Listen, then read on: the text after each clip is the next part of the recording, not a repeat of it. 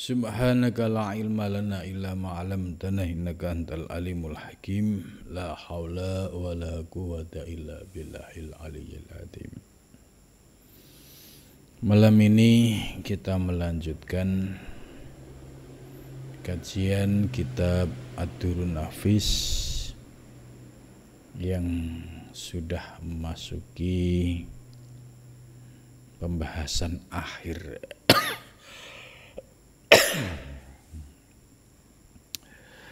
Pada minggu yang lalu ya sudah dibahas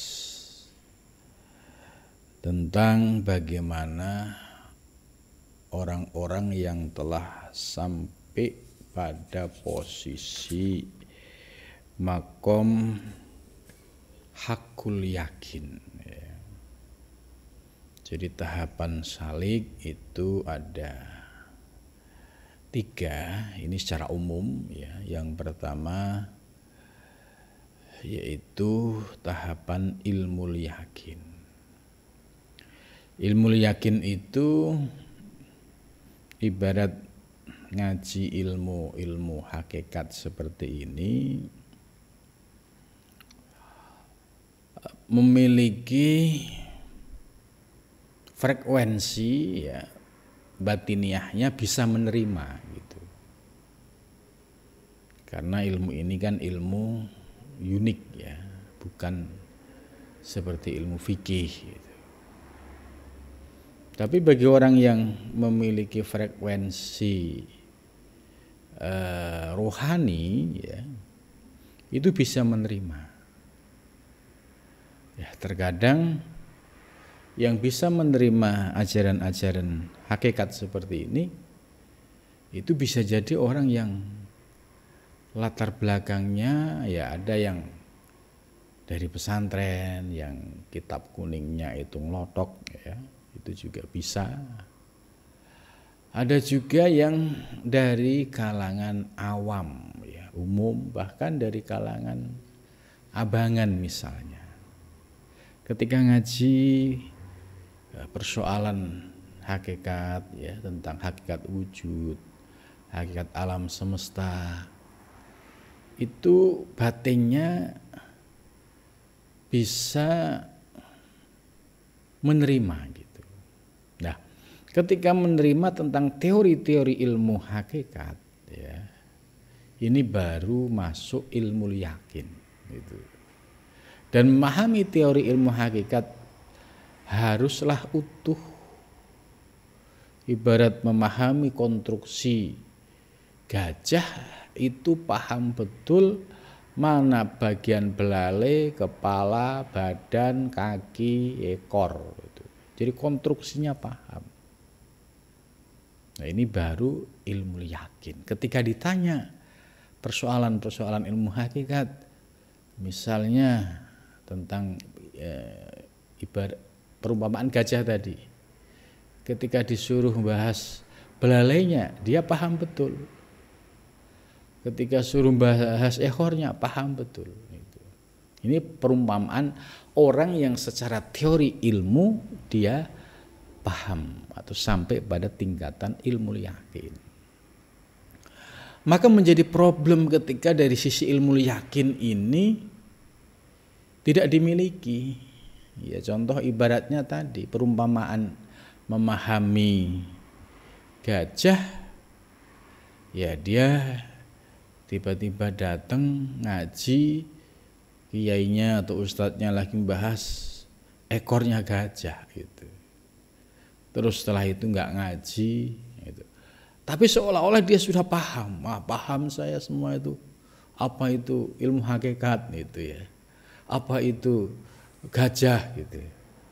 Nah, ketika ditanya apa menurutmu gajah? Gajah itu ya kecil dia, ya, kecil, semakin ke bawah semakin mengecil gitu. Terus di paling bawah itu ada rambutnya, kayak rambut ekor gajah maksudnya itu. Oh begitu ya. Nah, sama ini ibarat orang yang belum paham konstruksi ilmu hakikat, kemudian bicara hakikat, ditambah lagi ya belum merasakan dan mengamalkan, ini ya semakin tambah ya terperosok dari sisi aspek pemahamannya tidak memperoleh secara utuh, kemudian juga belum merasakan. Maka tahap yang paling pertama ya yaitu paham ilmu yakin dulu. Paham teori ilmunya, paham konstruksinya, paham ibarat perumpamaan wujud gajah secara utuh, nah ini diyakini. Maka sampailah pada ilmu yakin.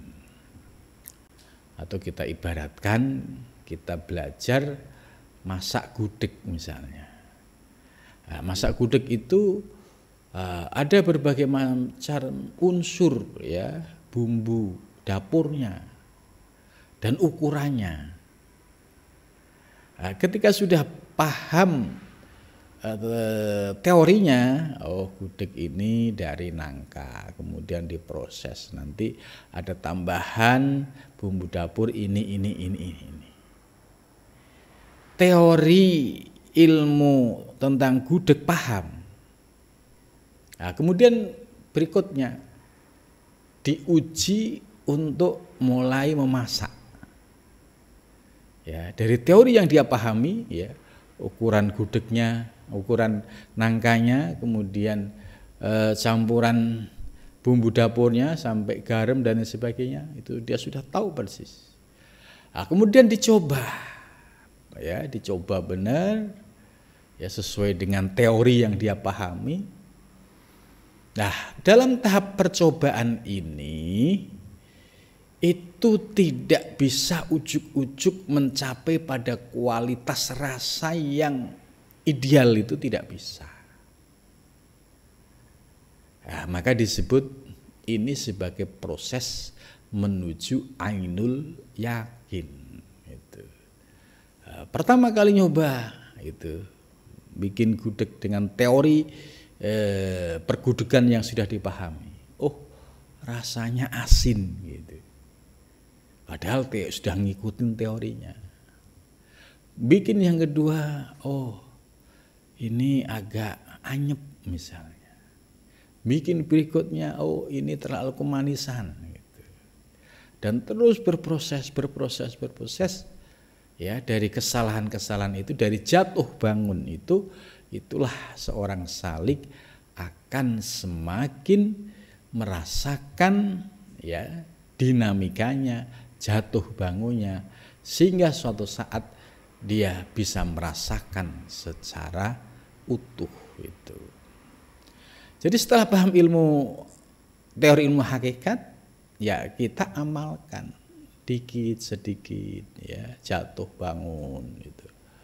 Ya kadang eling, kadang lupa, kadang istiqomah ngajinya, kadang enggak gitu. Kadang zikirnya istiqomah, ya kadang enggak, turun naik gitu. Kadang malas ngaji, kadang semangat ngaji gitu. Kadang enteng ngamalin, kadang berat ngamalin. Ini dinamikanya. Nah, sikap seorang salik ya fastaqimu, istiqomah.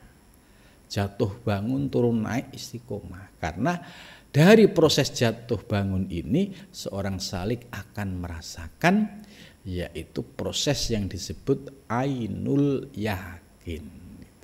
Ketika suatu saat kalau kita ibaratkan masak gudeg, rasanya bisa maksimal, ya ideal, ya istilahnya sudah lezat gitu. Oh ini baru namanya sudah tahap ainul yakin. Oh begini rasanya. Begitu juga perjalanan seorang salik. Ya jatuh bangunnya. Itu semua butuh waktu bertahun-tahun. Nggak bisa ujuk-ujuk. Nggak bisa instan, itu nggak bisa. Proses ainul yakin itu cukup panjang. Gitu. Ini perumpamaan supaya kita paham peta perjalanan menuju Allah Subhanahu wa taala. Kemudian yang ketiga, setelah tadi masak gudeg kemudian sampai ideal, terus dilakukan secara kontinu ya, sampai berkali-kali, rasanya bisa stabil gitu. Rasanya bisa stabil, terus cara bikinnya sudah refleks, sudah pakai zuk, sudah pakai rasa, instingnya sudah kuat masuk gitu. Ya, walaupun hanya sekedar pakai tangan, tapi tangannya itu sudah ada instingnya ya. Misalkan dia ngambil garam itu sudah ada instingnya, itu ya rasanya bisa pas gitu. Karena sudah ada zuk, sudah ada rasanya. Itulah. Sampailah pada tahapan rasa yang maksimal, rasa yang stabil. Besok masak lagi, ya sama. Besok masak lagi sama. Besok masak lagi sama. Nah, tahapan inilah kalau dalam teori perjalanan salik ini yang disebut hakul yakin. Jadi hakul yakin itu keyakinan kepada Allah yang sudah stabil, tidak turun naik, ya. Dalam kondisi suka dan duka dia tetap menuju Allah Subhanahu wa taala. Kalau yang levelnya belum sampai hakul yakin ini masih turun naik. Ya, kalau nggak punya duit misalnya lagi semangat ngaji, punya duit banyak, malas ngaji gitu. Atau sebaliknya, kalau duitnya banyak, rajin ngaji, nggak punya duit pusing, malas ngaji gitu. Ini namanya masih turun naik ini. Nah, maka di dalam Al-Quran diperintahkan fastaqimu, istiqomahlah. Ya, karena istiqomah ini ya untuk mencapai sebuah tujuan itu. Bahkan istiqomah bagi seorang salik ini lebih baik dari 1000 karomah atau keanehan ya. Seperti bisa terbang, bisa lari di atas air. Ini misalkan ada karomah seperti itu masih jauh ya, masih lebih istimewa, yaitu seorang salik yang istiqomah ngajinya, istiqomah dalam menuju Allah Subhanahu wa taala, baik ada orang tidak ada orang, baik suka maupun duka gitu. Itu istiqomah. Itu. Jadi untuk nandain orang istiqomah atau tidak itu kan gampang. Allah itu pasti akan nguji seorang hambanya gitu. Ini hambaku ini konsisten enggak nih gitu. Karena kan banyak, misalnya ada orang yang kesulitan ya, kemudian berdoa kepada Allah, minta ya Allah berikanlah pertolongan gitu. Dikasih pertolongan beneran, ya, ibadahnya naik gitu. Ada juga yang sudah minta sama Allah tapi nggak dikabul-kabulkan, akhirnya ngambek, nggak ibadah. Itulah seorang pecinta, seorang salik yang hatinya sudah tahqiq kepada Allah, yang sudah hakul yakin, itu dia akan terus berjalan menuju Allah, suka maupun duka, sepi maupun rame, tidak punya duit maupun punya duit gitu. Jadi semua ragam ujian itu dilewati dengan keistiqomahan. Nah, ini pertanda cinta kasihnya kepada Allah ini sudah teruji. Sebab banyak orang yang mencintai Allah misalnya, ketika dikasih kemudahan, mencintai Allah secara lisan gampang, tapi ketika diuji yang pahit-pahit menderita, akhirnya frustasi. Ya, ini juga ada gitu.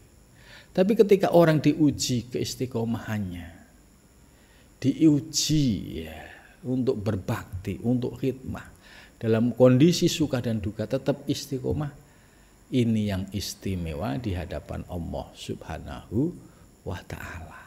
Oh, ini sudah stabil, sudah tidak turun naik lagi. Nah, ini cara Allah membimbing ya para salik dalam menuju kepadanya. Nah, selanjutnya ya Syekh Nafis ini memberikan beberapa penjelasan soal kaifiat muraqabah ya. Kaifiat itu tata cara. Jadi ini lebih tahapan teknis ya. Tata cara muraqabah. Kalau definisi sebelumnya itu kan apa sih muraqabah? Muraqabah yaitu hatinya ya selalu diawasi gerak-geriknya. Jadi hatinya diawasi apakah mengingat Allah atau melupakan Allah. Nah, muraqabah yang benar yaitu hatinya selalu eling ya, ingat kepada Allah Subhanahu wa taala. Nah, kaitannya dengan ilmu tasawuf dan tarekat, prakteknya seperti apa? Gitu. Syekh Nafis menjelaskan kaifiat tata cara muraqabah yaitu engkau nafikan ananiyahmu. Engkau nafikan ananiyahmu artinya engkau sirnakan, engkau hilangkan keakuanmu. Jadi yang menjadi problem di dalam ilmu hakikat ini adalah ananiyah atau keakuan. Itu yang sering muncul. Orang merasa berilmu, muncul keakuan, aku yang paling alim, aku yang paling berilmu. Ini keakuan. Orang yang merasa punya harta ya, mungkin karena dia kerja keras gitu. Kemudian muncul keakuan, aku yang paling kaya, aku yang hebat segala-galanya. Begitu juga seorang hamba ya, ketika hatinya tidak ingat Allah. Nah, misalnya dia diberikan kemudahan oleh Allah melakukan ibadah. Di situ kalau masih muncul keakuan, itu pasti terseret pada arus ujub dan kibir. Contoh dia ibadahnya rajin, diberikan anugerah Allah ibadahnya rajin, ngajinya rajin. Tapi keakuannya masih dominan. Artinya melihat ke dalam diri, keakuan itu masih dominan. Belum mampu menghilangkan keakuan. Ya. Karena keakuannya masih muncul, ya Allahnya hilang, sirna. Sehingga aku yang hebat, aku yang kaya, aku paling pinter itu. Nah, seorang salik ya, ini di dalam praktek muraqabah ananiyahnya harus dinafikan. Aku yang merasa pinter, itu misalnya. Oh, bukan. Aku ini hanya seorang hamba. Yang paling pinter adalah yang memiliki sifat al-alim. Wa fawqa kulli ilmin alim. Di atas orang berilmu ada yang maha alim. Sumber ilmu yaitu Allah Subhanahu wa taala. Sehingga akhirnya muncul kesadaran, oh iya ya, yang maha alim hanya Allah. Ini cara meruntuhkan keakuan. Terus ada juga orang yang merasa akunya tinggi, ini karena saya, ini semua kerja keras saya, ini kehebatan saya. Pada saat dia menjadi salik, melakukan muraqabah, melihat ke dalam diri, tidak yang hebat Allah. Saya hamba ini tidak punya daya kekuatan apa-apa. Kalau saya punya daya kekuatan, itu hakikatnya dari Allah Subhanahu wa ta'ala. Maka ketika saya beribadah, itu sesungguhnya anugerah Allah. Itu ya, mulailah punya kesadaran untuk mengembalikan kepada Allah Subhanahu wa taala. Akhirnya apa? Mulai runtuhlah keakuannya. Itu. Jadi seorang salik ya, praktek muraqabah yang paling sederhana yaitu meruntuhkan keakuan, yaitu ananiyah yang ada di dalam dirinya. Maka sulit untuk meruntuhkan ananiyah tanpa ngaji tasawuf, itu sulit. Kalau hanya ngaji fikih tok suruh meruntuhkan ananiyah, abot, berat. Semakin pinter ilmu fikih tok nggak disertai ilmu tasawuf, ilmu batiniyah, pasti godaannya ujub takaburnya muncul. Merasa paling alimnya muncul, merasa paling hebatnya muncul. Ini kalau tidak ada keseimbangan batiniahnya itu. Nah, jadi kaifiat muraqabah yaitu nafikan, sirnakan ananiyahmu, ya, artinya hakikatmu, yaitu dengan memahami makna la ilaha, ya. Jadi la ditarik dari perut ke atas ke akal, la itu nothing, ya, tidak ada. Ilaha, ya, ilaha ini Tuhan ini yang muncul di dalam diri kita ini kan waham dan khoyal, sesuatu yang kita imajinasikan, ini yang sering menjadi Tuhan kita.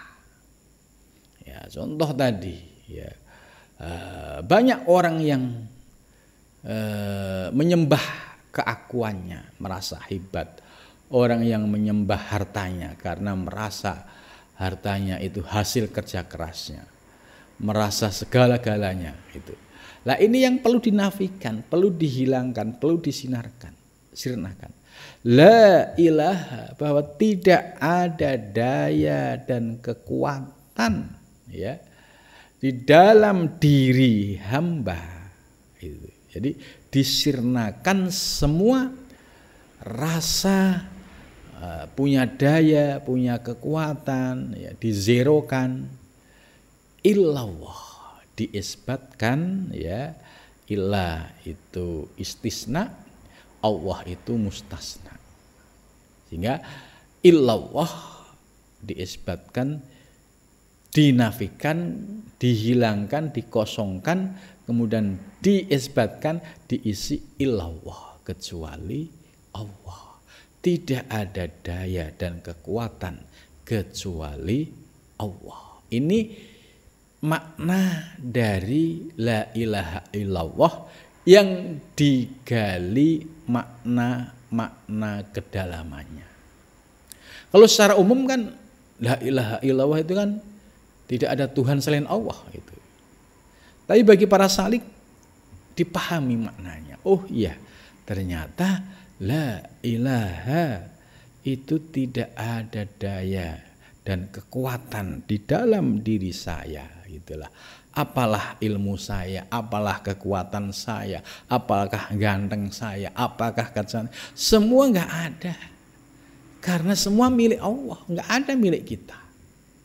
Kemudian kita lantas bangga, sombong. Ini kan orang yang salah jalan gitu. Ya. Setelah paham hakikat la ilaha, ya, runtuh keakuan, merasa alim runtuh, merasa hebat runtuh. Illallah diisbatkan, kecuali Allah, ya, dihentakkan, ya, ke dalam hati, ya, karena dengan hentakan illallah, ya, itu adalah kalimah thayyibah, adalah kalimah ismudzat, ya, pasti ada bias cahaya yang menerangi hati kita. Jadi akhirnya ada energi positif atau nur ilahiyah yang memulai menerangi hati seorang salik itu.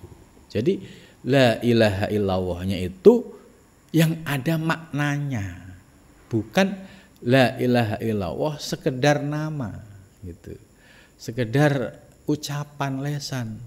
La ilaha illallah, la ilaha illallah, nggak ngerti maknanya, nggak ngefek ke dalam batin gitu. Maka kalau bisa memahami la ilaha illallah, ya, dengan maknanya tadi, ya, ternyata saya hamba, ya, yang mendominasi pikiran kita, kecintaan terhadap dunia, terhadap materi, kecintaan terhadap derajat pangkat yang berlebihan, padahal semua itu milik Allah. Kemudian kecintaan itu memenuhi ruang hati. Akhirnya hati menjadi sumpek, menjadi pengap. Gitu. Nah, ini harus dinafikan, harus dikosongkan. La ilaha, ya benar-benar hati itu ya tidak ada sesuatu selain Allah. Sampah-sampah kecintaan terhadap materi duniawi, ya jabatan itu sudah dihilangkan, sudah mulai disirnakan. Yang ada hanya Allah Subhanahu wa ta'ala, ya. Jadi para salik ini ya menggali makna la ilaha illallah, ya, itu sampai menemukan limpahan makna-makna asror, ya, ilahiyah. Ya salah satunya tadi redaksi kalimatnya sama, la ilaha illallah, tapi maknanya ya itu ya, semakin dalam, ya, semakin indah itu.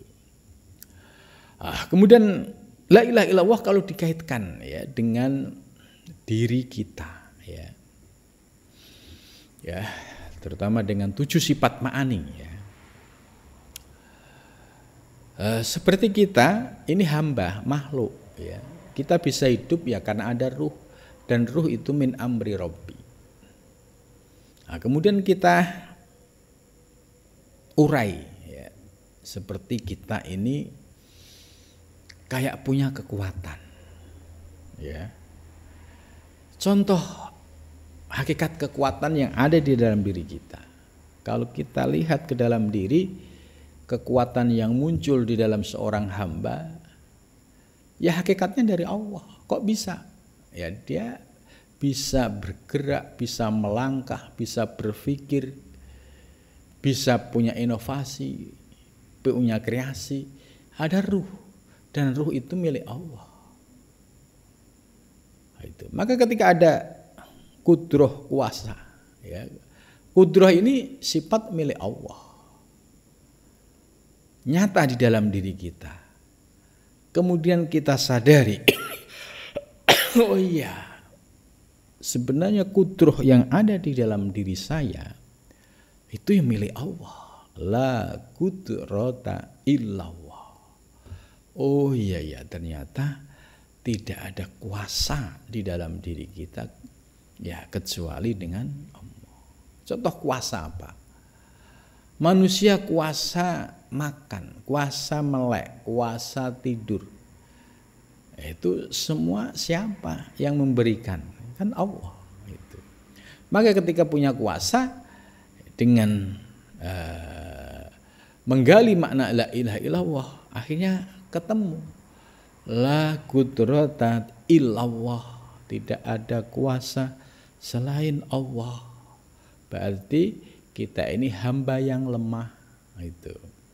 La iradata illallah, tidak ada kehendak kecuali Allah. Bahwa ya kehendak yang terjadi dalam kehidupan ini ya semua atas kehendak Allah Subhanahu wa ta'ala. Akhirnya bisa mengembalikan kepada Allah. Nah, dalam memahami kehendak Allah ini juga perlu ya dipahami secara utuh. Sebab terkadang ada kehendak nafsu. Ya. Nah, contoh tadi, ketika memahami ya semua kehendak dari Allah, ya, kemudian dia tidak sadar bahwa di dalam dirinya masih ada hawa nafsu. Dan ketika hawa nafsunya berkehendak ingin maksiat, ya, terus tidak ada kontrolnya, ya, tidak ada keimanannya, tidak ada ilmunya, dilepas begitu saja.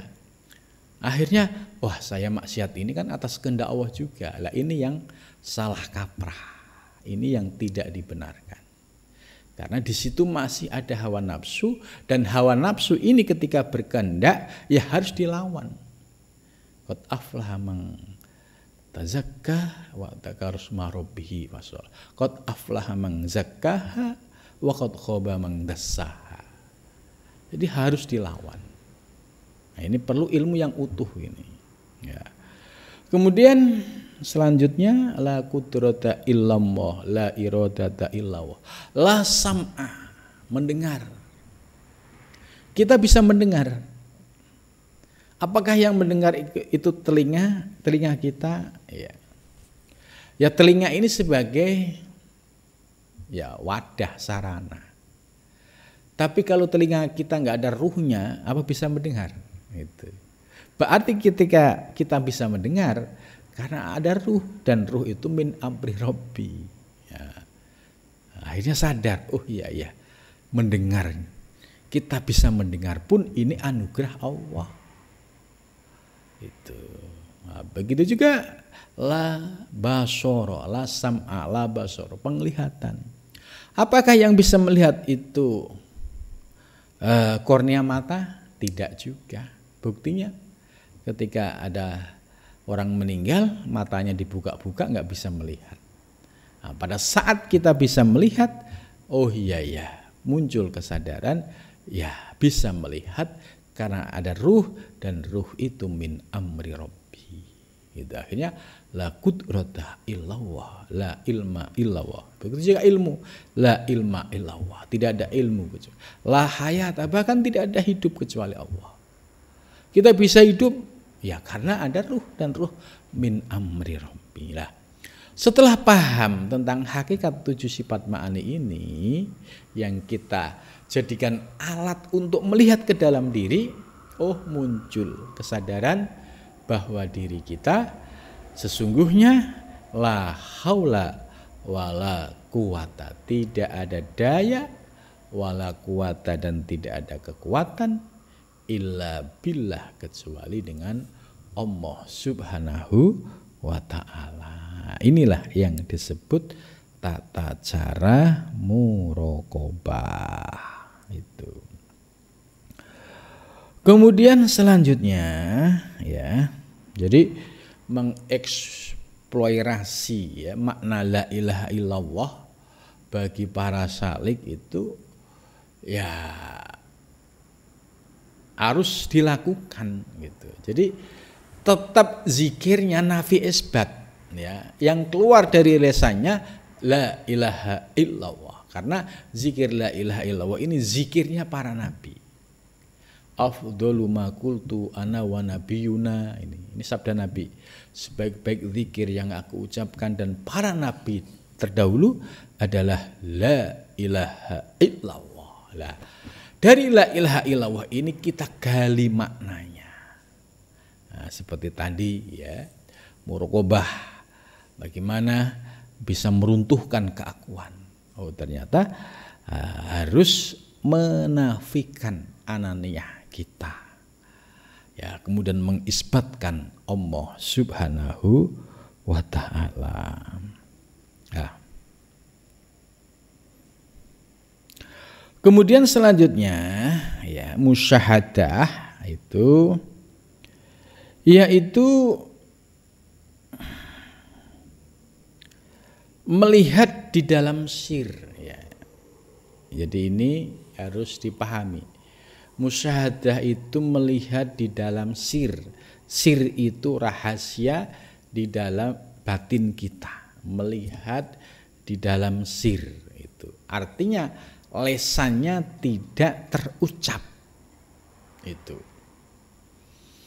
Contoh tadi ketika memahami la ilaha illallah di dalam diri kita ya, itu akhirnya bisa memahami ya tentang hakikat diri, hakikat alam semesta. Nah, kemudian praktek berikutnya adalah musyahadah. Musyahadah itu memandang apa yang kita pandang di dalam sir. Sir itu rahasia. Tidak untuk diucapkan. Itu setelah paham hakikat la ilaha illallah tadi, ya sudah dipandang sasir, dinikmati, dirasakan. Itu tidak boleh untuk diucapkan. Kalau diucapkan menjadi satohat, kalau diucapkan menjadi masalah, kalau diucapkan menjadi pro kontra, kalau diucapkan menjadi fitnah. Karena apa? Ini ilmu hakikat, ya, adat penempatannya. Itu. Jadi penting sekali para salik memahami ya prakteknya, kemudian pemahamannya, terus penempatannya, gitu, supaya nggak salah kaprah. Karena orang yang baru paham hakikatnya, tadi kayak saya contohkan, baru paham ekor gajah sudah pede ya, seolah-olah ya paling hebat gitu ya. Padahal baru paham ekor gajah. Kemudian diucapkan secara dhahir. Oh, gajah itu ya adalah bentuknya kecil gitu. Nah, ini kalau orang yang sudah paham soal gajah kemudian melihat orang yang memahami gajah baru sebatas ekor, kan dianggap lucu. Oh, ini ternyata masih mabuk gitu, masih belum paham. Dia baru lihat ekor seolah-olah sudah bisa melihat gajah. Itu perumpamaan salik yang mabuk, yang ilmunya tidak mapan ya, tidak utuh, kemudian menyimpulkan ya dengan kesimpulan waham dan khoyal, ditambah lagi ya tidak melaksanakan syariat secara benar. Akhirnya ya rusak semuanya, syariatnya rusak ya. Kemudian soal pemahaman gajah yang saya ibaratkan, ternyata baru memahami ekor. Memahami ekor sudah merasa kayak memahami gajah. Ini ibarat orang yang memahami hakikat masih sepotong-sepotong, tapi sudah merasa sempurna, masih merasa hebat. Itu ini perumpamaan seperti itu. Lah, praktek musyahadah ya, jadi ada istilah dua, suhud dan musyahadah. Sebenarnya suhud dulu, suhud itu setelah paham ilmu yakin, kemudian dipraktekin secara ilmu. Oh iya, semua kembali kepada Allah. La haula wala quwata illa billah, la qudrata illallah, la ilma illallah, la hayata illallah, la maujuda illallah. Itu dipahami teori ilmunya, kemudian pelan-pelan dirasakan, kemudian pelan-pelan internalisasikan, dipahami gitu. Lah, setelah itu dilakukan, dipahami, baru merasakan yang namanya musyahadah. Maka musyahadah di sini adalah penglihatan yang sifatnya sir, rahasia. Jadi sir ini sudah anugerah Allah. Tiba-tiba ujuk-ujuk ya, oh dia paham. Tanpa lesannya berkata, itu sudah paham, sudah merasakan. Jadi ibaratnya ya, orang yang sampai pada maqam musyahadah ini itu disuruh ngincipin warna-warni gudeg ya. Itu dia tidak akan salah rasa gitu. Karena dia sudah merasakan secara nyata, secara real, dan sudah mengalami semua proses.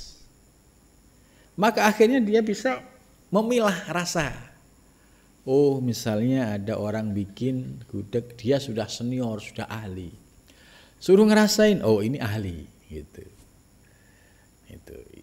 Ngerasain lagi, oh ini masih belajar gitu. Oh, ini masih teori gitu. Jadi akan kelihatan gitu. Lah, orang yang sudah mencapai pada musyahadah ini yang bicara sirnya, bukan lesannya. Nah, ini yang harus dipahami. Ketika sudah paham hakikat, lesannya itu terjaga, ya. Kemudian hiruk pikuk dinamika, ya batinnya, turun naiknya itu dirasakan di dalam batinnya, di dalam sirnya. Maka seorang salik yang sampai pada tahapan ini ya, terkadang mendapatkan anugerah kefutuh. kebuka tentang rahasia makna la ilaha illallah ya secara kasfi gitu, sehingga bisa dinikmati, bisa dirasakan secara zauki. Nah ini baru istimewa, ini baru ya seorang salik yang hakiki gitu, karena dia sudah mendapatkan anugerah anwarul ilahiyah, asrul rububiyah, kemudian dirasakan secara zuk, dan lesannya tetap terjaga, tidak pamer, tidak aneh-aneh, ya, tidak mengundang pro kontra, tidak mengundang fitnah gitu. Rapi, rajin. Ya istilah rapi, disiplin, tidak menimbulkan fitnah dan lain sebagainya. Inilah yang disebut seorang salik yang hakiki. Karena menurut mu'alif bahwa musyahadah itu idrakus syai' bidzauq gitu. Jadi idrakus syai' bidzauq, idrakus syai' itu merasakan sesuatu, menemukan sesuatu bidzauqi dengan rasa. Ya, bidzauqi dengan rasa. Contoh melihat objek gunung, ya, keindahan alam, pegunungan misalnya, itu bisa menikmati, merasakan hakikat ya di balik gunung itu. Akhirnya keluar subhanallah, ya. Kemudian melihat panorama keindahan laut, ya, bisa menikmati secara hakikatnya, mata memandang, lesan terucap, ya, kalimat-kalimat thayyibah, subhanallah, kalimat-kalimat yang menunjukkan ketakjuban, tapi zuknya dia sedang merasakan kenikmatan batinnya itu. Melihat objek sekeliling kita, ya, ragam anak manusia, itu kalau dipandang dengan musyahadah, ya, itu sikapnya ya yang dilihat semua keindahan. Maka mu'alif menjelaskan bahwa musyahadah itu idrakus syai' bidzauq, itu benar-benar dirasakan. Oh iya, ternyata ya hakikatnya kembali kepada Allah. Jadi secara teori ilmu bisa diurai, bisa dijelaskan, tapi ketika praktek cukup rasa yang merasakan itu. Maka itulah ya perjalanan seorang salik yang terutama yang mengambil jalan memahami ilmu hakikat ini, ya, itu dalam prakteknya pun tertib dan rapi. Termasuk musyahadah ini juga dapat dilakukan dengan rapi. Secara lahir ya kayak nggak kelihatan. Orang muraqabah, orang musyahadah secara lahiriah nggak kelihatan. Maka seorang kiai, seorang wali yang batiniahnya sedang asik muraqabah dan musyahadah itu nggak kelihatan secara fisik. Itu karena zauq yang dirasakan.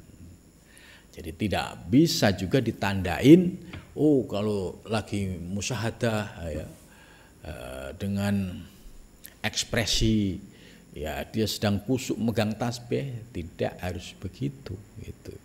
Karena zauq itu malam yaduk lam yadri, kalau belum merasakan ya dia tidak akan pernah tahu ya. Sebenarnya ada pembahasan lebih bagus lagi itu. Nah, kita lanjut sedikit. Ketahuilah olehmu bahwa suhud itu daripada tiada hulul. Nah, ini harus dipahami ya para pengkaji ilmu hakikat, ya, orang-orang yang belajar tasawufnya Ibnu Arabi, Al-Jili, kemudian Syekh Fatullah Al-Burhanpuri, ya, termasuk para sufi Nusantara, ini harus paham betul ini, bahwa suhud itu tiada hulul dan tiada bersentuh dan tiada bagi daripada segala jisim dan tasbih, tetapi adalah Allah Ta'ala atas barang yang ada ia, atasnya daripada segala sifat kesucian dan kesempurnaan dan ketinggian. Tetap telah berlaku adat Allah Ta'ala itu bahwa tajalli ia pada barang yang dikehendakinya daripada segala madhar bagi aulianya. Tiada engkau ketahui bahwa tajalli Allah Ta'ala bagi Nabi Musa pada rupa apa yang dijadikan yang melihat ia akan dia pada sisi sajaroh, maka mendengar ia akan seruan Allah Ta'ala. Ya, jadi ini menarik. Syekh Nafis memiliki sikap bahwa syuhud itu tiada hulul. Hulul itu apa? Ya. Hulul itu, ini secara bahasa ya. Hulul itu Allah ya bersemayam pada seorang hamba. Itu namanya hulul. Nah, istilah hulul ini dinisbatkan kepada yaitu Al-Halats. Hulul. Jadi ketika Allah menjilma ya dalam diri seorang hamba, nah, itu kemudian hambanya ini menjadi hamba yang hebat ya. Nah, pemahaman yang demikian ini tidak disepakati oleh ulama-ulama muhaqqiqin. Dan ini ya berpotensi untuk menjadi ilhad, mencampur aduk. Ya, mencampur aduk antara hamba dan Tuhan. Jadi hulul itu apa? Hulul itu misalnya ini perumpamaan saja. Hulul itu ini Allah, ini hamba. Ada dua entitas. Allah sedang menjelma pada seorang hamba. Nah, pemahaman ini enggak dibenarkan oleh para sufi muhaqqiqin, enggak, Bu. Bagaimana mungkin zat yang maha suci menyatu pada hamba yang baru? Gitu. Sikap para ulama muhaqqiqin tetap menjaga tanzihnya Allah, maha suci Allah dijaga. Itu maka konsep hulul ini tidak dipakai, tidak artinya dikritik istilah hululnya. Kemudian itihad itu apa? Itihad itu menyatunya hamba, ini hamba ya menyatu kemudian naik menyatu pada Allah. Ini contoh perumpamaan saja. Pemahaman ini juga tidak benar. Bagaimana mungkin hamba yang dhaif, hamba yang lemah ya kemudian menyatu dengan zat yang suci. Nah, pemahaman ini disebut itihad dan ini ditolak oleh muhaqqiqin termasuk Syekh Muhyiddin Ibnu Arabi. Nah, pemahaman ini banyak yang salah memahami. Akhirnya apa? Ibnu Arabi selalu dijadikan sasaran salah paham soal pemahaman tauhidul wujud misalnya. Padahal Ibnu Arabi nggak pernah membuat istilah tauhidul wujud dalam kitabnya. Ya, itu adalah istilah yang dibuat oleh muridnya Al-Qunawi, gitu. Nah, maka istilah itihad dan hulul ya secara istilah ini problematik. Ya, sehingga para ulama muhaqqiqin ya tidak menggunakan pemahaman ini. Karena ini ada ilhad. mencampur aduk antara Tuhan yang Maha Suci dengan hamba yang lemah.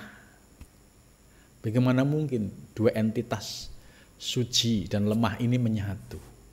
Itu. Nah, sesungguhnya suhud itu ya tidak seperti itu. Gitu. Maka ketika ada pemahaman di Aceh, innallaha nafsuna wa wujuduna, sesungguhnya Allah itu diri kami dan wujud kami. Ini juga menimbulkan pro kontra. Akhirnya terjadi perdebatan panjang.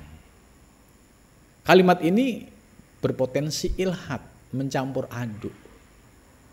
Itu seolah-olah seorang hamba menyatu dengan Tuhan. Bagaimana mungkin hamba yang lemah, hamba yang tak berdaya menyatu dengan yang Maha Suci? Itulah. Maka para ulama muhaqqiqin tetap berpegang teguh pada prinsip akidah Asy'ariyah, menjaga kemahasucian Allah, ya, dan memposisikan makhluk, ya tasbih ya pada posisinya sebagai ciptaan. Nah, hanya saja ulama-ulama muhaqqiqin memandang ciptaan itu sebagai tajalli wujudul haq. Gitu. Jadi makhluk ya sebagai ciptaan ini dipandang sebagai tajalli wujudul haq. Dengan suhud tadi dipandang ya, dengan mata hati secara hakikatnya ya kembali kepada Allah. Tapi dengan praktek suhud, bukan untuk diucapkan. Itu. Maka pemahaman yang demikian tetap bisa menjaga kemahasucian Allah. Ketika berkomunikasi, ya ini hamba ya makhluk, tetap hamba, tasbih. Itu. Sedangkan Allah memiliki sifat ya salbiyah, ya idam baqa mukhlafatul qawatus. Isi qiyamu binafsihi wahdaniyah. Itu. Jadi kesimpulannya bahwa Syekh Nafis ini ya istilahnya menolak pemahaman ittihad dan hulul, lebih memilih pada suhud. Suhud itu pandangan mata hati melihat objek ya dipandang sebagai madhar atau tajalli wujudul haq. Itu. Ya. Hamba tetap hamba, tapi hakikat hambanya diadakan oleh Allah Subhanahu wa taala. Nah, sehingga disinilah letak perbedaan antara ulama-ulama muhaqqiqin yang berpegang teguh pada prinsip-prinsip Asy'ariyah yang menjaga tanzih Allah, ya, tidak mencampur aduk, tidak ilhad, ya, sebab pemahaman ilhad ini ya tidak diperkenankan di dalam Al-Qur'an. Ya. Di dalam Al-Qur'an itu dijelaskan ya tinggalkanlah ya orang-orang yang yulhiduna fi asma'ihi, yaitu orang-orang yang mencampur aduk di dalam memahami nama-nama Allah Subhanahu wa taala. Ya. Jadi sampai sini dulu, mudah-mudahan apa yang disampaikan dapat memberikan manfaat.